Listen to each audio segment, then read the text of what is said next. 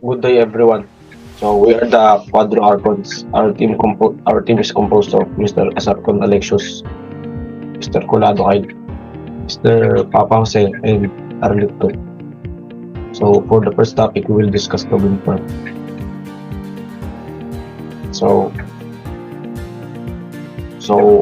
what is a wind farm? So for wind farm is a large number of wind turbines. So what is wind turbine? A wind turbine is a machine that converts kinetic energy from the wind into the electricity. So basically, the energy harvested from the wind will be turned into electricity. The blades of a wind turbine turn between 13 to 20 revolutions per minute or RPM, depending on their technology. At a constant or variable velocity, where the velocity of the rotor varies in relation to the velocity of the wind in order to reach a greater efficiency. So what does the wind turbine look like?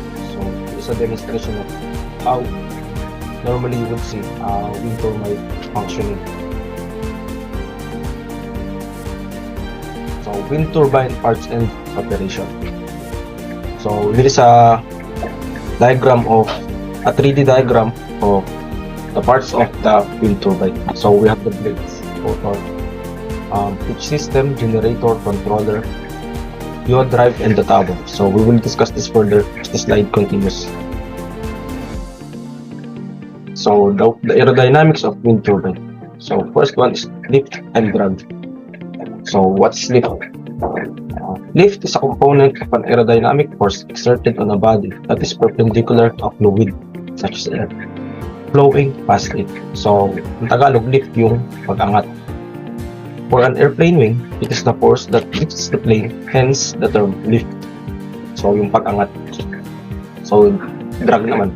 Drag is expressed in terms of the drag coefficient, which is a dimensionless number.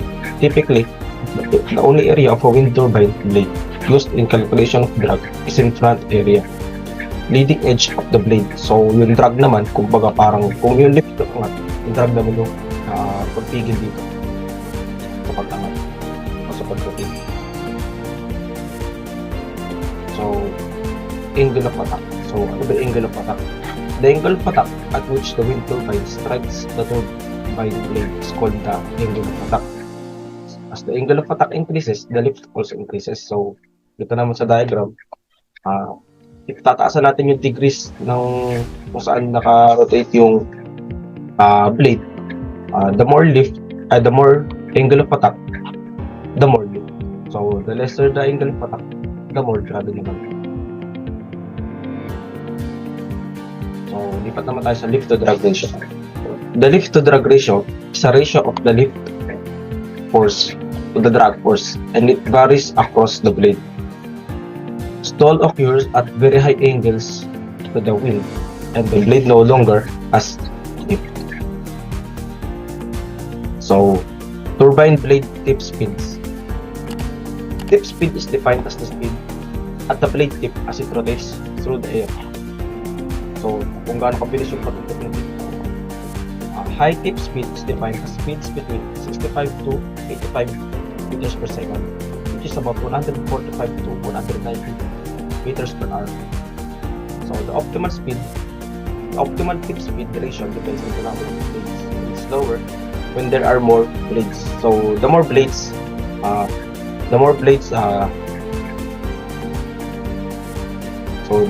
mas mabagal yung rotation. So, lipat naman tayo sa twist. Twist is added along the length of the blade to optimize the amount of energy harvested. So, lipat na tayo dito sa parts and function of wind turbine. So, pag-usapan na natin yung mga parts ng wind turbine. Una dyan yung tower. So, tower is the physical structure that holds the wind turbine. It supports the rotor, nacelle blades, and other wind turbine equipment. Typical commercial wind towers are usually 50 to 120 meters long, and they are constructed from concrete or reinforced steel. So, makita natin yung picture sa kanan. Ito ang example ng body ng wind turbine, which is called tower. So, blades or yung blade dun sa main turbine. Blades are physical structures which are aerodynamically optimized to help capture the maximum power from the wind in normal operation with the wind speed in the range of about 3 to 15 meters per second. Each blade is usually 20 meters or more in length, depending on the power level. So,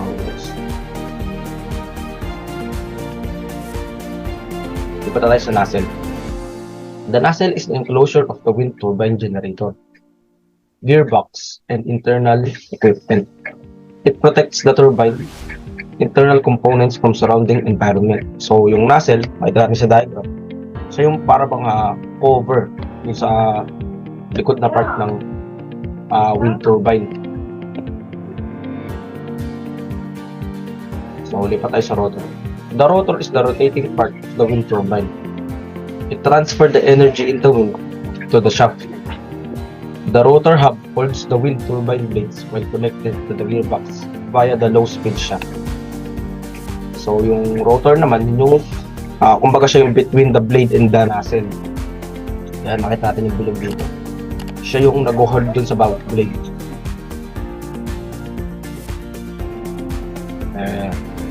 And the pitch. Pitch is the mechanism of adjusting the angle of attack of the rotor blades. Blades are turned in their longitudinal axis to change the angle of attack according to the wind direction. So, nakalagay naman yung pitch sa loob ng mismong blade. Sila yung nagko-control mismo kung ilang degrees ba yung gusto nating angle of attack. So, next.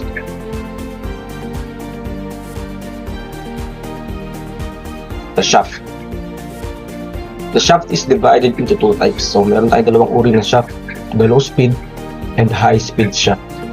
The low speed shaft transfer mechanical energy from the rotor to the gearbox, while the high speed shaft transfer mechanical energy from the gearbox to the generator. So, ito ang picture ng gearbox. So, ang gearbox ay connected sa the shaft is connected sa ating gearbox.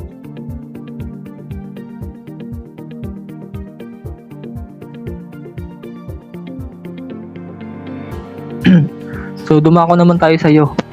So, yaw is the horizontal moving part of the turbine. It turns clockwise or anti-clockwise to face the wind. The yaw has two main parts, the yaw motor and yaw drive. The yaw drive keeps the rotor facing the wind. When the wind direction varies, the yaw motor is used to move the yaw. So, yung yaw, meron siyang two main parts, motor at drive. Yung pinaka main purpose niyang yaw, siya yung responsible para mag-move yung nozzle sa blades depende sa direction ng hangin. Next. Next is yung brake. The brake is a mechanical part connected to the high-speed shaft in order to reduce the rotational speed or stop the wind turbine overspeeding or during emergency condition. So yung brake, siya lang yung matatagpuan siya sa part ng yaw system. Yung brake, siya yung nagko-control ng pwesto ng nozzle kapag pinaikot ng hangin with maximized power, o sa madaling salita, yung brake connected sa shaft speed para bawasan niya yung rotational speed o ihinto yung wind turbine sa pag overspeeding o kapag ka nagka-emergency. Next. Next is yung gearbox.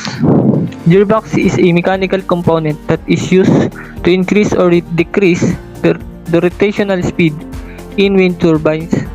The gearbox is used to control the rotational speed of the generator. So yung gearbox, or tinutulungan niya yung papagalin yung rotational speed ng rotor to high speed motor para makapag-generate ng electricity. So next. Sunod is yung generator.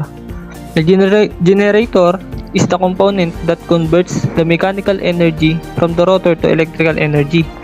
The most common electrical generators used in wind turbines are induction generators, double-fed induction generators, and permanent magnet synchronous generators. So, yung generator, siya yung gumagawa ng electricity by converting mechanical energy into electrical energy. So next. So naman is yung controller. Controller is the brain of the wind turbine. It monitors constantly the condition of the wind turbine and controls the pitch and yaw system to extract optimum power from the wind. Yung controller, nagko-consist siya ng number of computers kung saan nagmo-monitor ng condition ng wind turbine saka mag-collect ng statistics sa pag-cooperate. Next. Susunod is yung anemometer. Anemometer is a type of sensor that is used to measure the wind speed. The wind speed information may be necessary for maximum power tracking and protection in emergency cases. Siya yung nagme-measure ng wind speed, then yung data ng wind speed itatransmit niya sa controller. Next.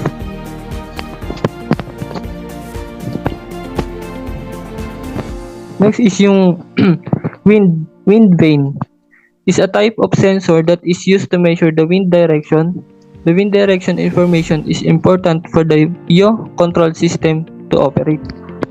So dito naman yung wind vane, mini-measure niya yung wind direction, then may ipag-ugnayan sa yaw drive para i-orient ng maayos yung turbine. Next.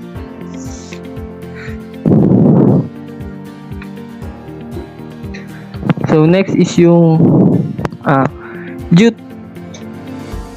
wind turbine blade number. Due its reduced drag, a one blade design is the optimal number for maximum efficiency. However, a single blade causes imbalance and hence is not practical. The number of blades greater than 3 produces greater wind resistance, lower power generators, and therefore is less efficient than 3-blade turbines. Yung one blade number, yung single blade design ng wind turbine, ang pinaka-efficient na structure ng rotor blade. Pero yung single blade design is pwede mag-cause ng imbalance.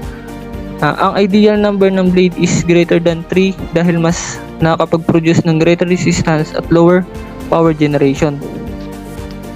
So next.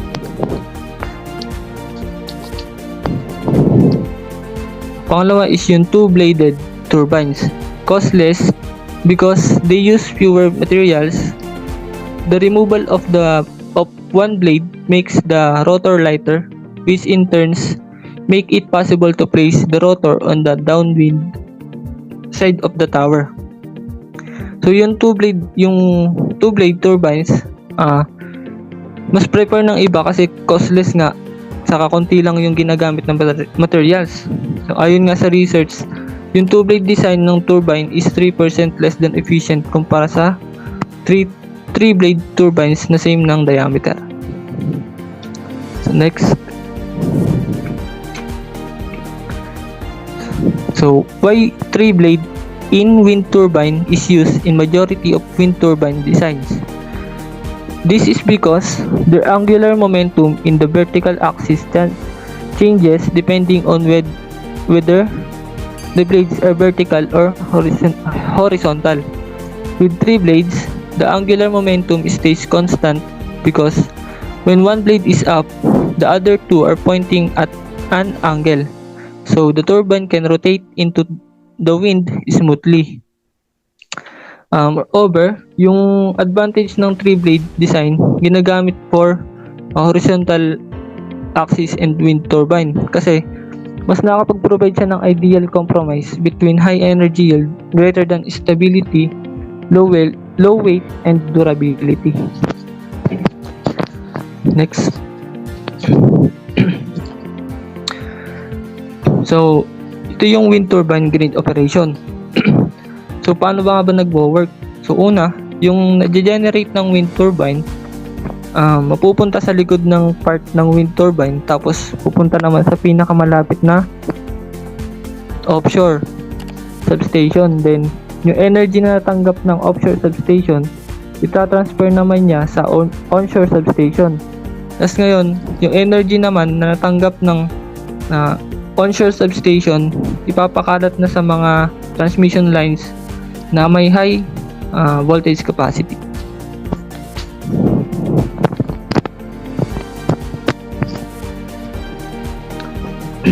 So, dumako naman tayo sa largest wind farms. So, una is sa Gansu Wind Farm, China. The Gansu Wind Farm, also known as the Jiuquan Wind Power Base, is in the west of Gansu Province in China, on the outskirts of the Gobi Desert, with a planned capacity of 20 gigawatts. Is the world's largest wind farm.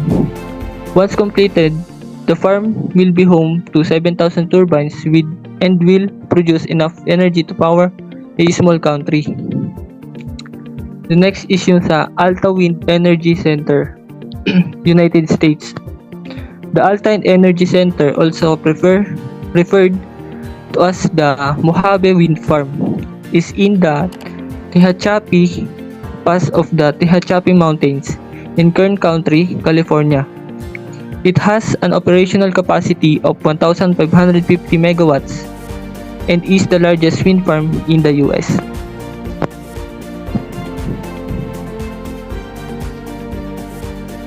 So next is Mupandal Wind Farm in India. The Mupandal Wind Farm, located in the Kanyakumari district in India, is the largest operational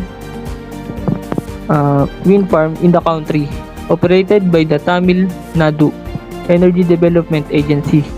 It has a total installed capacity of 1,500 megawatts. The next naman is yung sa Hornsea 1, UK. Hornsea 1, with a total capacity of 1.2 gigawatts, is the largest offshore wind farm in the world. It was also the first offshore wind farm in the world to surpass 1 gigawatt in capacity, located off the Yorkshire coast. It covers 407 square kilometers and encompasses 174 Siemens turbines, each with an individual capacity of 7 megawatts. Next naman is Jaisalmer Wind Farm in India. The Jaisalmer Wind Park, located in the Jaisalmer district, Rajasthan, in western India, is the second largest wind farm in India with a capacity of 1,064 megawatts. The project, developed by Suzlon, was initiated in August 2001 and reached its current capacity in April 2012. Next is the Shepherd's Flat Wind Farm, United States. The Shepherd's Flats Wind Farm, located near at the Columbia River Gorge in the Oregon, has a capacity of 845 megawatts.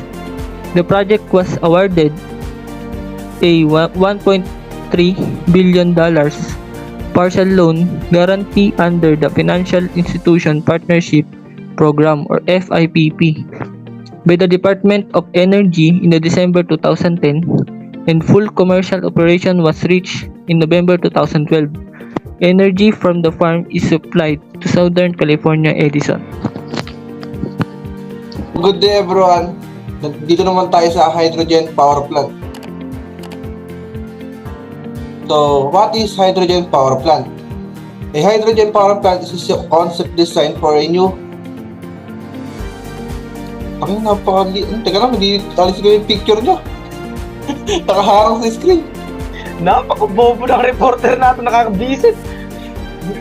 Wala ito. Alair eh. Napakadain take na. Babasahin na. Libat ko. Ba't mo umpisa? Alair eh, kapagod. So, good day everyone. Dito naman tayo ngayon sa hydrogen power plant. So, what is hydrogen power plant? A hydrogen power plant is a concept designed for a new widespread source of electricity.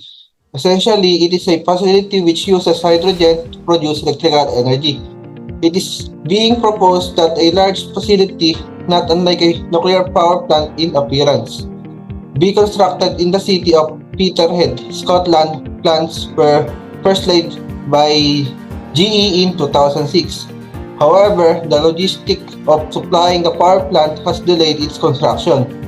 The cost involved with obtaining the hydrogen means that the overall cost of hydrogen-based electricity will be greater than that of current nuclear and petroleum-produced electricity.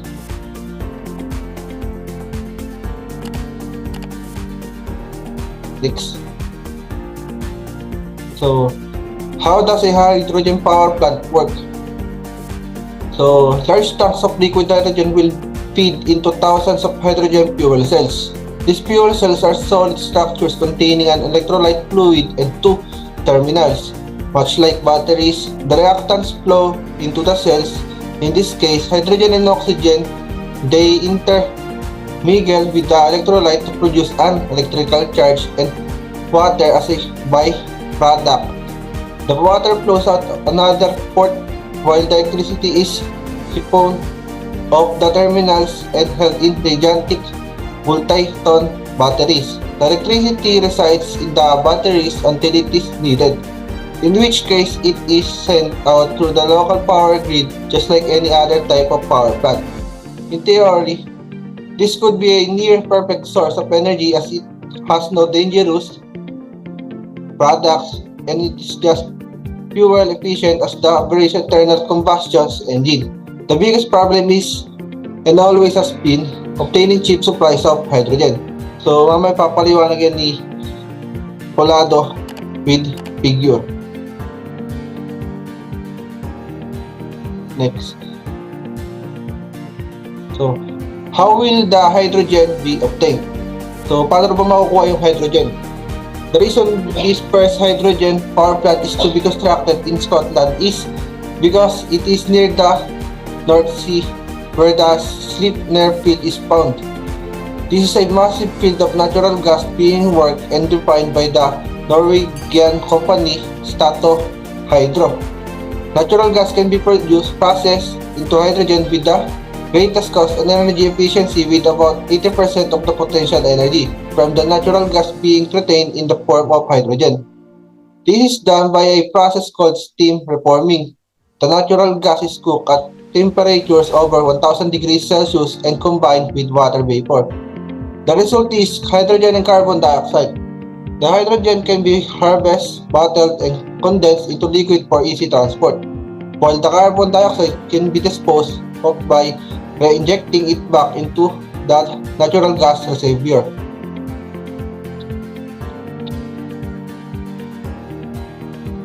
Next. So, what is a battery?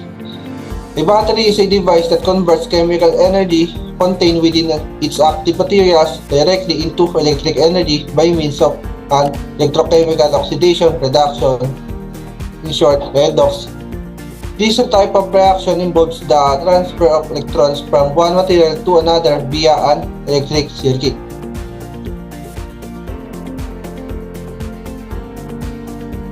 What's inside a battery? So, a typical battery needs three parts to create electricity. Yung una yung anode. Yung anode ay may negative side of the battery. And yung cathode naman yung positive side of the battery. And yung electrolyte ay yung chemical phase that separates the anode and cathode and transform chemical energy into electrical energy. So, dito naman tayo sa battery schematic diagram. So, makikita nyo sa figure na to ay isang baterya na mayroong cathode, electrolyte, tsaka anode. So, makikita nyo dito sa anode na puno-puno siya ng electron. So, kinabitan natin siya ng wire para dumaloy dito sa cathode na lumilipat hanggang electrolyte. So, ganoon lang nagpa-function ng isang battery para makagawa ng kuryente. So, battery construction. So, ito makikita sa loob ng battery, meron tayo ditong positive terminal at negative terminal. Ito yung mga parts na protective casing, electrolyte phase, ammonium chloride, and zinc chloride. Yun yung parts ng cathode. Dito naman sa kanan, makikita mo dito yung pitch seal, airspace, tsaka yung carbon and manganese dioxide mixture, tsaka yung carbon rod. So, the chemistry of a battery. A battery is a device that stores chemical energy and converts it to electricity. This is known as electrochemistry, and the system that underpins a battery is called an electrochemical cell. A battery can be made up of one or several, like in Volta original file. Electrochemical cells. Each electrochemical cells consists of two electrodes separated by an electrolyte. So where does an electrochemical cell gets its electricity from? To answer this question, we need to know what electricity is. Most simply, electricity is a type of energy produced by the flow of electrons. In an electrochemical cell, electrons are produced by a chemical reaction that happens at one electrode, more about electrodes below, and then they flow over to the other electrode where they are used up. To understand this properly, we need to have a closer look at the cell's components and how they are put together. What is a hydrogen fuel cell? A fuel cell uses the chemical energy of hydrogen or other fuels to cleanly and efficiently produce electricity. If hydrogen is the fuel, the only products are electricity, water, and heat. Fuel cells are unique in terms of the variety of their potential applications. They can use a wide range of fuels and feedstocks and can provide power for systems as large as a utility power station and as small as a laptop computer. Fuel cells that utilize hydrogen can produce electricity through a chemical reaction as opposed to combustion, with the only byproducts becoming heat and water. Basically, hydrogen fuel cells can be used for a wide range of applications such as transportations, material handling, backup power applications, and more.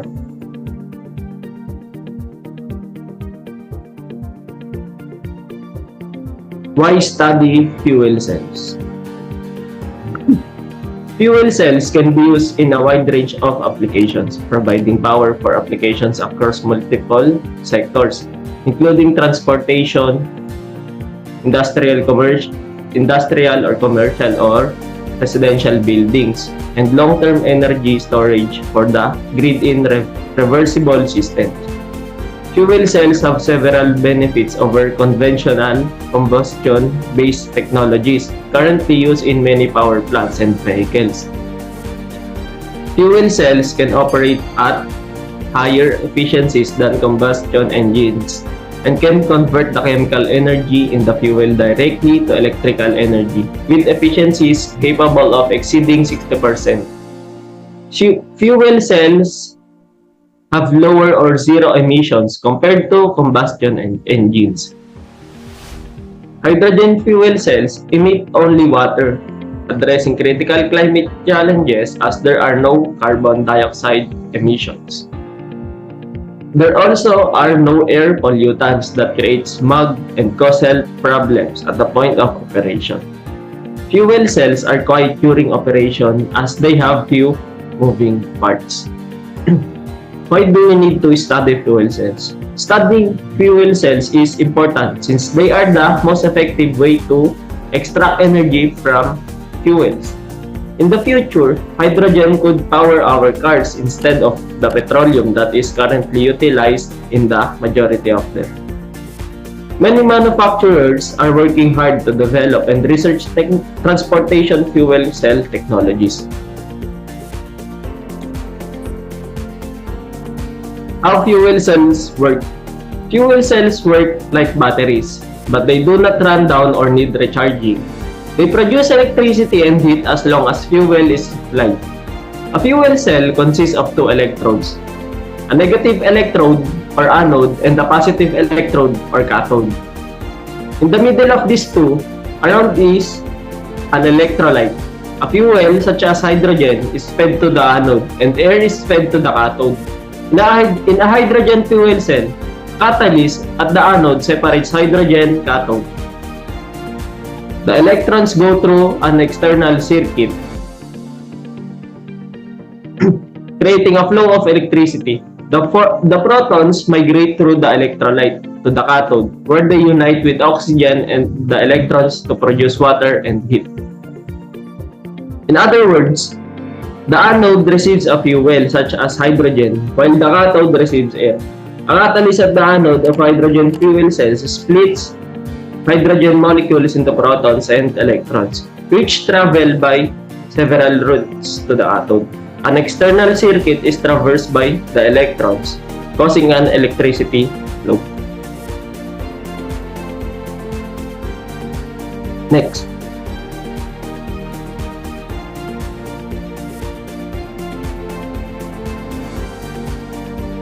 Next, Kurt. This is an example of hydrogen fuel cell working principle. Meron tayong anode and cathode dito. Yung anode na nasa left, which is meron siyang hydrogen atom. And yung cathode na merong oxygen. Ngayon, yung hydrogen atom, dadaan siya sa catalyst or yung platinum. Ngayon, yung kulay dilaw na yan, yung tumataas, yan yung electron. And yung tumatawid is yung proton. Ngayon, kapag nakatawid na yung dalawa na yon, yung dalawang chemical na yon, ma-imimit niya yung oxygen. And doon na magkakaroon ng water vapor. Hydrogen power plant schematic diagram. Ganito lang din yun. Itong nandito merong nakalagay na H sub 2. Yan yung hydrogen. And yung O sub 2, yan yung oxygen. Magmimit sila sa may parang magmimit sila sa hydrogen FCs, tapos diyan na sila magse-separate ng waste. Ngayon, yung kulay orange na lines, diyan na sila lalabas. Dalawa. Diyan na nila na-meet yung oxygen na and magpo-produce na sila ng water vapor. And yung dumaan naman na sinabi ko nga kanina na electron, di ba, DC siya. DC circuit siya na ngayon, meron tayong AC inverter dito. Yun yung magko-convert sa kanya para magkaroon na ng electricity. Ngayon, ilalagay siya sa grid transformer and i-distribute na siya through local electric grid. Why is it not yet being used globally? Hydrogen as a source of energy hasn't gone mainstream because of cost and lack of investments. There are currently two ways of producing hydrogen. One from natural gas and the other by electrolysis from renewable sources. Producing hydrogen from a natural gas is costly. Production of scales also produce CO2 emissions, estimated by some accounts as equivalent to those of the United Kingdom and Indonesia combined per year. This is the case, then it is more cost-effective to use natural gas as a direct energy sources rather than use it produce hydrogen.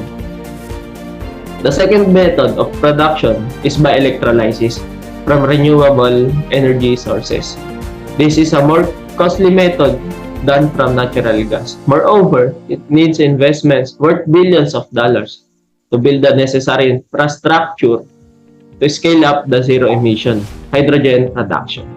Still, hydrogen is widely used in some industries, including oil refining, ammonia production, and methanol production. Other potential use is hydrogen fuel cells, or FCBS.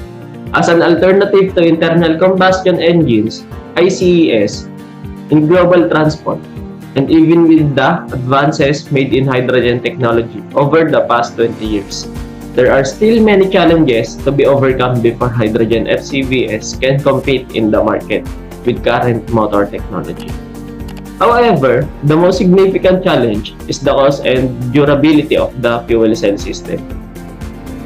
Another challenge is that the numbers of FCBS sold and out on roads worldwide is quite small. Only 1,074 fuel cell vehicles were sold in the US during 2016. The numbers for Europe are even much smaller. Experts estimate it will take 40 years or more before hydrogen has any meaningful impact on gasoline consumption or global warming. Still, the vision of a hydrogen economy is currently being kept alive, with Iceland already leading the way to become the world's first fully operational hydrogen economy. Icelanders even dream of exporting hydrogen and creating a booming new industry. So, first they will have to figure out a way to get it there. Visions don't come cheap. For more information on Iceland's hydrogen vision, please refer to my research titled How Viable is the Hydrogen Economy? The case of Iceland, which gave at the 28th USAE or IAEE North American Energy Conference in December 3 to 5, 2008 in New Orleans, Louisiana, USA. The vision of a hydrogen economy in Iceland, as is spelled out by Professor Brag Arnason, nicknamed Professor Hydrogen by the Newsweek magazine, is to take all of Iceland's cars and fishing trawlers and gradually replace their gas combustion engines with electric motors run on FCBS. Meanwhile, harness Island's abundant geothermal and hydro energy resources to become producing hydrogen gas on a mass scale. Iceland is a model in the making, with a population of only 290,000 people and with its abundant hydro energy and its huge geothermal energy. Iceland has already started the transformation into hydrogen economy. For a number of years, public transport buses in Reykjavik, the capital, have already been running on FCBS. The next step is the introduction of FCBS for private transport. Eventually, the entire Icelandic fishing fleet will be gradually powered by FCBS. The question is when and at what cost? To sum it all up, kaya hindi agad magamit globally yung pag-use ng FCBS is dahil nga sa cost na